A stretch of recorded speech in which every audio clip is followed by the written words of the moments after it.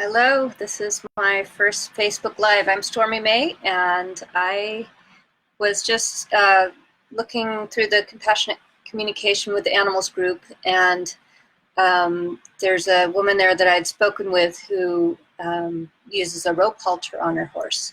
So rope halter is like this, lightweight, flexible, braided rope that you use to put on your horse's head to lead them. Now her horse, she told me, tends to get anxious or fidgety sometimes when he's tied up. And I asked if she had a flat halter. Flat halter meaning like a web halter, something like this. And she said no, that she usually ties with the rope halter. And I spent years as a pony club instructor, and pony club first and foremost is about safety of the horse, safety of the rider. So in Pony Club, they teach us never, never, never, ever tie with a rope halter. And so that those admonitions were coming back to me.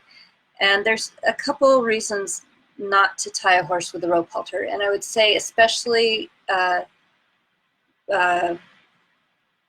rope halter that doesn't have any breakaway capability. Like there's no way, well, unless it was rotted, there's no way a horse could break this. But what would happen is the horse gets broken, and that is something that I've heard of and known vets that have put horses down actually because they pulled back when they were tied, and they were tied with something thin and unbreakable like this, so that actually it goes in and does damage to the spinal column right behind the ears there at the poll. So I definitely urged her to get a flat halter. And I don't know if I mentioned this to her, you know, Pony Club, they always say use leather, use something with a breakaway capability. For you vegans out there, there's other alternatives that are breakable. You know, you could find a certain strength of string or twine that would break it, so the horse would be free before the horse does any nerve damage. I used to teach also a lot about the effects of bits, and kind of what I'm talking about with the pressure of the halters and the pressure of the bits. It all kind of enters into this conversation that I'm now having with people about how compassionate is to use one versus the other. So the way I think of compassionate communication is that you're going to use the absolute least amount of pain or potential pain as possible, and then but, you know, first and foremost, you stay safe, the horse stays safe. Or these, actually, I'm talking about horses here, but this also applies to dogs and their collars or harnesses, or cats if you lead them around at all. Anything that's going to put pressure on an animal. So one way I've found that is actually really interesting to see how hard, how painful one of these can be is, I'm going to do this, I'm going to use my foot. So what I do, I go barefoot all the time. I'm not ashamed of it. Dirty feet.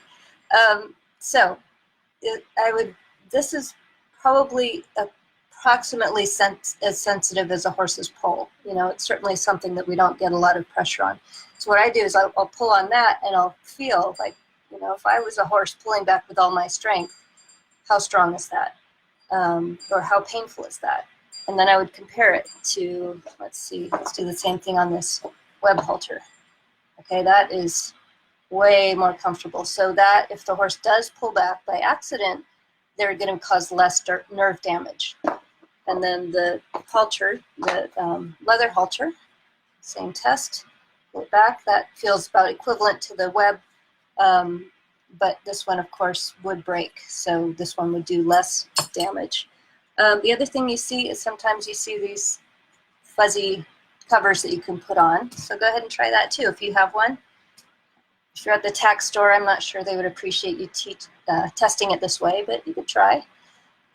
So this one feels way better. This is gonna, of the ones I've tried, this one's gonna cause the least amount of damage for sure. This is a really old style halter I have around. That one would just be one strand here that would be behind the pole, and that is extremely painful. If you have a rope this size, try pulling it against your foot. That is going to quickly cause damage. Since I'm here, and I said that I also wanted to bring this discussion to involve bits, I'll pull out the bits that I have. I have a collection of snaffles here. And if you're a horse person in the horse world, you'll know that snaffle means it's just direct pressure. The reins pull directly on the mouthpiece, whereas the opposite, or the other variation of that, is the curb, and that's where you see a shank that goes down like this, and when you pull on the reins, it actually twists the bit. So these are all snaffles, but what I'm mostly going to talk about right now is the mouthpiece. This is just a single jointed bit.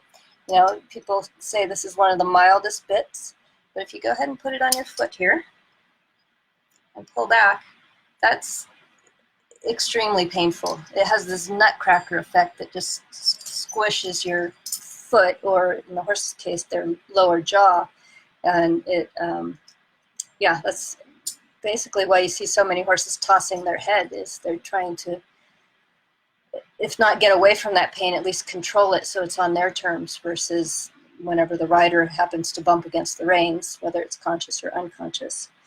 Another variation of a snaffle is this French link. If you do the test here, generally it's milder. There's certainly not as much nutcracker action, but it's still very strong.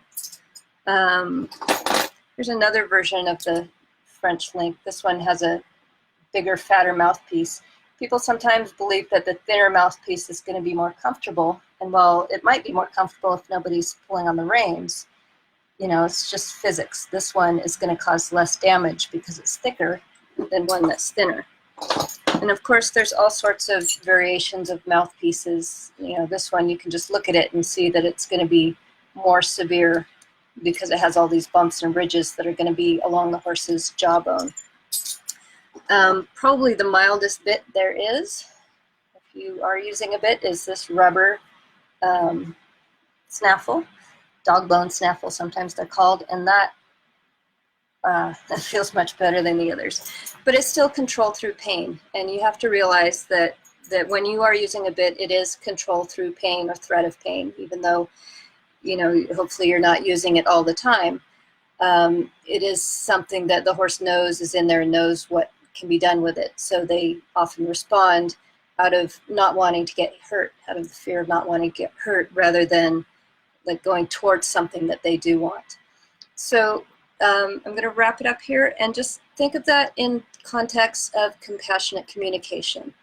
So again, to me, the more compassionately you connect with your horse, that means the least amount of pain you're going to cause them. I'm only going to keep going for a few more minutes here. I have a few people online with me, which is wonderful.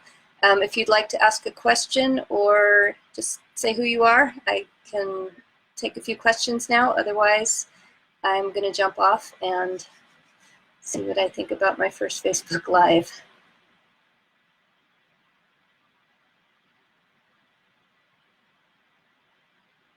Okay.